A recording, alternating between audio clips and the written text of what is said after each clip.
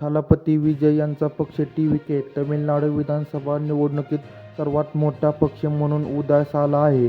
नवीन सरकार स्थापन होण्याच्या पार्श्वभूमीवर राज्यात राजकीय हालचाली तीव्र झाल्या आहेत. काँग्रेस पक्षाने डी.एम.के. सोबतची आपली दीर्घकाळची युती तोडली आहे.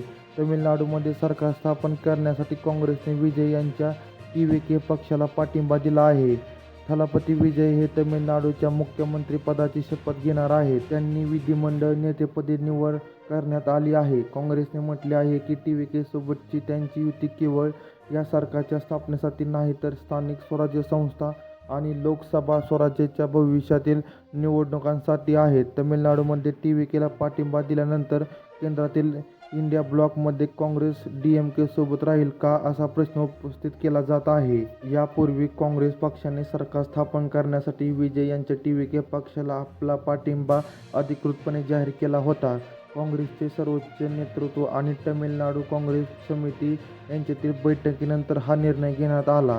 अखिल भारतीय काँग्रेस समितीचे तमिळनाडू प्रभारी गिरीश चोडणकर यांनी एक प्रसिद्धी पत्रक जारी करून सांगितले की टी.व्ही.के.चे अध्यक्ष विजय यांनी काँग्रेसकडे औपचारिकपणे पाठिंबा मागितला आहे.